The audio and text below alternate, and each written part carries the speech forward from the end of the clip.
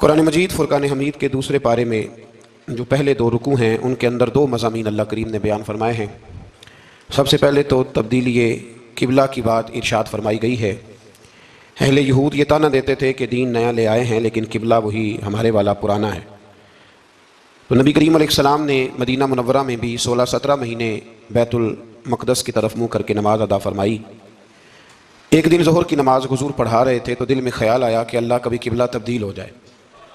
2 رکعتیں حضور نے بیت المقدس کی جانب منہ کر کے نماز پڑھی، اور حضور نے جیسے ہی اپنی توجہ آسمان کی طرف فرمائی تو رب کریم نے فرمایا، محبوب ہم آپ کا بار بار آسمان کی طرف دیکھنا ملاحظہ کر رہے ہیں، آپ جدھر منہ کریں گے ہم ادھر ہی قبلہ بنا دیں گے۔ تو اللہ تبارک و تعالیٰ نے قبلے کو تبدیل فرما دیا اور فرمایا یہ آزمائش ہے، یہ آزمائش ہے پیروی کرنے والوں کے لیے۔ بہت سارے لوگ ایسے ہوں گے جو الٹے پاؤں پھر جائیں گے کہ کل قبلہ اور تھا اور آج قبلہ اور ہے، لیکن بہت سارے ایسے ہیں، بلکہ سارے ہی ایسے ہیں جنہوں نے سوال ہی کوئی نہیں کیا۔ ان کی توجہات کا قبلہ میرے نبی کریم علیہ السلام کی ذات ہے، کوئی سوال نہیں کیا، حضور کے پیچھے صحابہ نے نمازیں ادا کی۔ پھر انہی 2 رکوعوں کے اندر اللہ تبارک و تعالیٰ نے اس بات کی بھی وضاحت فرمائی کہ اب مسلمان جہاں کہیں سے بھی آئیں وہ اپنا رخ مسجد الحرام کی طرف کر لیں، بیت اللہ شریف کی طرف کر لیں اور اسی طرف منہ کر کے وہ نماز پڑھیں۔ اور انہی ابتدائی 2 رکوع جو ہیں ان کے اندر اللہ تعالیٰ نے یہ بھی بیان فرمایا کہ مسلمان درمیانی امت ہے، امت وسط ہے، اس کا ہر کام افراط و تفرید سے پاک ہے، یہ ہر کام میں معتدل ہے۔ اور اسی کے اندر اللہ نے یہ بھی بیان فرمایا کہ قیامت میں باقی جو ساری امتیں ہوں گی وہ سرے سے مکر ہی جائیں گی کہ ہمیں تو کسی نے تبلیغ کی نہیں، وہ اپنے انبیاء کرام علیہ السلام کا تبلیغ کرنا بھول ہی جائیں گے، وہ مکر جائیں گے۔ تو رب کریم پھر نبی کریم علیہ السلام کی امت کو ارشاد فرمائے گا کہ کیا تم گواہی دیتے ہو کہ نبیوں نے تبلیغ کی؟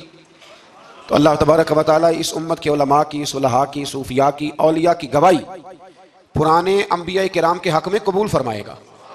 یہ قرآن مجید پڑھ رہا ہوں، اس امت کے اولیاء، صوفیاء، علماء، راسخون فی العلم، یہ لوگ اٹھ کے گواہی دیں گے کہ ہاں اے اللہ، انبیاء کرام نے تبلیغ کی تھی اور تیری دعوت کو انہوں نے لوگوں تک پہنچایا تھا۔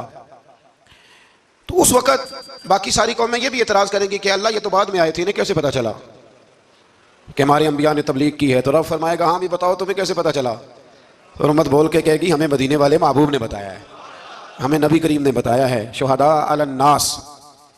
تو امت گواہی دے گی، وَيَكُونَ الرَّسُولُ عَلَيْكُمْ شَهِيدًا، اور فرمایا پھر میرے رسول اپنی امت پر گواہی دیں گے، پھر نبی کریم علیہ السلام امت پر گواہی دیں گے، اور اس طرح اس امت کی گواہی اللہ تبارک و تعالیٰ قبول فرما کے باقی سارے انبیاء کرام علیہ السلام کے تشریف لانے کو قبول فرمائے گا، اور اس گواہی کو منظور کر کے اب امتوں پر حد جاری کی جائے گی کہ تمہیں تبلیغ کی گئی تھی، پھر تم نے اس بات کو قبول کیوں نہ کیا۔